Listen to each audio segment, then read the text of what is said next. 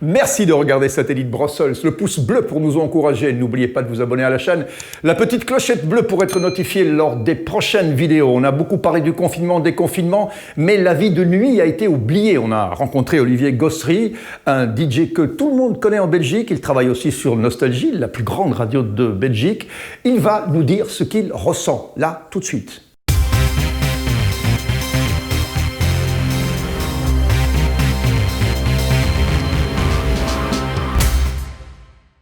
Olivier Gossery en direct de chez lui. Je vois derrière des boîtes où il y a des vinyles. Hein. C'est des vinyles derrière toi. Absolument, oui. Une partie de la collection. Hein. Ah ouais, ils servent à pas grand-chose pour l'instant, si ce n'est de te faire plaisir et d'écouter. Olivier Gossery, tu es un des DJ les plus connus en Belgique, et pas que en Belgique. Tu t'ennuies beaucoup pour l'instant. Tu as vraiment un manque, un creux, un vide? M'ennuyer, je peux pas dire. J'en profite pour faire un tas de choses que j'aurais pas fait spécialement sans ce congé forcé. Je trouve qu'au niveau des rapports humains, cette période de confinement a apporté beaucoup de choses, en tout cas de mon côté. Et voilà, j'en ai profité pour faire justement pas mal de rangements, notamment de vinyles, de disques et de choses qui traînaient depuis des années qu'on ne faisait pas parce qu'on était trop occupés. Donc, j'ai pu remettre pas mal de choses en ordre, voilà. Oui, et puis bon, il faut aussi dire que tu es sur la plus grande radio de Belgique, la plus écoutée, en tout cas Nostalgie, le samedi, pour la Nostalgie Party. Et donc là, ça te donne évidemment de bons moments. Tu peux amuser des centaines de milliers de personnes à la fois. Hein. Et le hasard a voulu que cette émission, le début de cette émission, qui s'appelle C'est Parti, qui se passe tous les samedis soirs à partir de 18h sur Nostalgie, tous les samedis, commence le 14 mars, c'est-à-dire le premier jour du confinement. Donc c'est une belle aventure qui a commencé en fait. Oui, c'est vrai, tu as pris en main des milliers de gens du studio de la radio, ce qui est génial. Olivier Gossery. Grâce à toi, hein, un petit peu, puisque tu m'as propulsé sur la scène de l'acte 3 avec Nostalgie. C'est là qu'ils m'ont repéré. Il faut le dire, il faut rendre à César ce qui appartient à César. Merci, eh bien je te remercie. C'est vrai qu'on a fait une soirée qui a déchiré, qui a vraiment massacré lors de l'anniversaire de Nostalgie. C'était un mélange de new beat et aussi de toute la musique qui s'arrêtait en 89 pour le 30e anniversaire de Nostalgie. Et tu as déchiré sur scène avec Serge Ramaker. Je crois que c'est normal qu'on t'ait repéré, hein, Olivier. J'ai été le détonateur de cette aventure, Michel.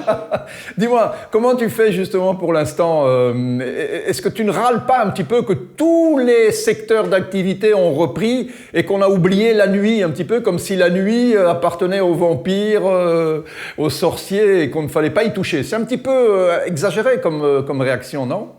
Alors,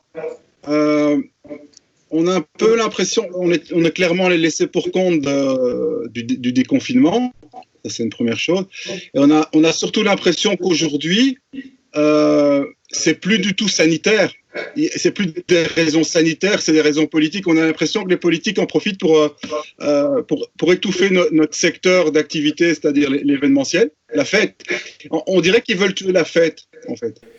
C'est assez lourd hein, ce que tu dis, parce que c'est vrai que si l'intention est d'étouffer la fête et la vie nuit, d'abord ça marchera jamais parce que tous ceux qui ont essayé s'y sont cassés les dents, mais ça remet en cause le métier de milliers de personnes dont tu fais partie, de milliers de personnes qui ont envie de travailler, de s'amuser, de payer des impôts, de payer des taxes et de créer, parce qu'évidemment, si on enlève cette vie-là dans un pays, il reste pas grand-chose. Hein. Olivier, moi, j'ai quand même la sensation qu'en septembre, octobre, on va réouvrir tout doucement. Mais je sais pas, je suis un petit peu inquiet comme toi. Hein. Comment tu vois les choses? Tu parles avec tes amis DJ aussi. Comment tu vois les choses? Comment est-ce qu'ils voient les choses? C'est international hein, en plus. Hein. C'est pas qu'en Belgique. Hein. La France, l'Italie, l'Espagne, tout le monde est dans le même bain. Ouais. Comme tu le sais, depuis Rome, on sait que le peuple a besoin de pain et de jeux. Le pain, c'est cool, on a même appris à le faire soi-même pendant le confinement, mais les jeux, il n'y en a plus. Et les gens, le public gronde, on devient un peu dingo, tout le monde devient un peu dingo. Et nous, la plupart de mes collègues se posent beaucoup de questions et se demandent un petit peu s'ils vont pouvoir survivre à 3 mois de confinement supplémentaire, tout simplement, parce que c'est plus viable. Donc, on espère voir des événements en plein air se créer pendant l'été, mais on n'en voit pas beaucoup. Oui, c'est vrai que c'est compliqué, surtout si on a le problème de la distanciation sociale. On va avoir du mal à danser à 1,50 m les uns des autres.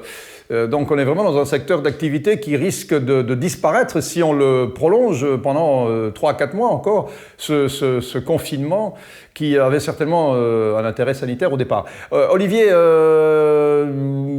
moi je sais pas, je veux dire fondamentalement, est-ce que tous ces live streaming, est-ce que ça n'a pas non plus une fin? Parce qu'à un moment donné on le fait parce que bon, il faut bien faire quelque chose, mais est-ce que les gens vraiment vont rester sur cette logique-là? Moi je crois qu'il y a un moment donné où il va vraiment y avoir une révolte, une vraie révolte, et peut-être des soirées pirates qui vont se créer, un petit peu comme à l'époque de la prohibition, où il va y avoir des gens qui vont organiser des soirées en se disant et puis voilà quoi, on y va.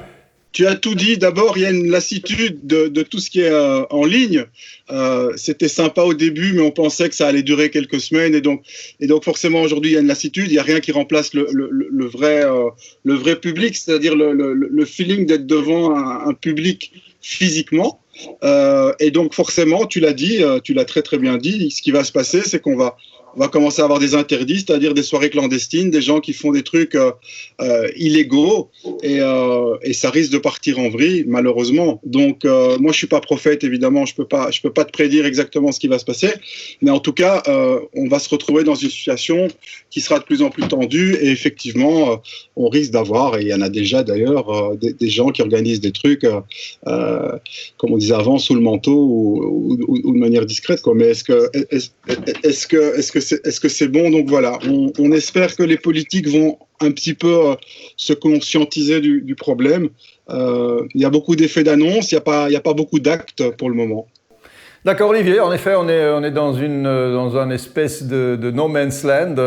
Si les soirées illégales doivent naître, évidemment ça va être très excitant, hein, parce que je pense que ceux qui vont participer à ces soirées vont en reparler dans quelques années en disant moi j'y étais, voilà. Mais quelque part c'est pas du tout la solution, même si c'est très rock'n'roll et si ça va rentrer dans les légendes plus tard, les DJ qui pourront dire moi j'ai fait des soirées pirates. J'en connais qui ont fait d'autres choses pirates dans le milieu artistique. C'est toujours amusant d'en parler après. C'est jamais très drôle pendant.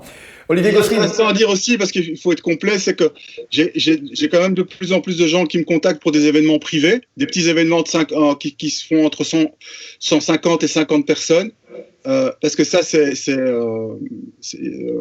légal si tu as une bonne raison de le faire. Ça peut être un anniversaire, un mariage et tout ça. Mais alors, ce qui pose aussi problème, et ce dont on n'a pas encore parlé, c'est que on doit arrêter la musique à 1h du matin. Ils ont décidé que toutes les festivités, pour le moment, qui pouvaient avoir lieu, devaient s'arrêter à 1h du matin. Et ça, c'est un autre problème, en fait. Parce que c'est un autre problème. Parce que ça gronde à ce niveau-là aussi. C'est une espèce de limite dans le temps qui n'est pas justifiée, en fait. Oui, parce que d'habitude, ça démarre aussi vers 1h du matin, la vie de nuit. Donc là, on la termine quand ça démarre, il n'y a pas tellement longtemps.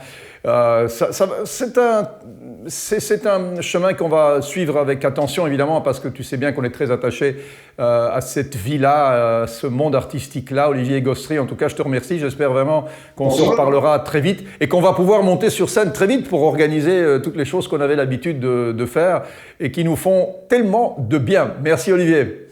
Merci, Michel. À bientôt. Et on t'écoute sur Nostalgie pour l'instant. Ciao. Gentil, merci. Merci d'avoir regardé cette vidéo et n'oubliez pas le pouce bleu pour nous encourager. Abonnez-vous à la chaîne. N'oubliez pas d'activer la clochette pour être notifié lors des prochaines vidéos, les commentaires et surtout, regardez les autres vidéos tout de suite.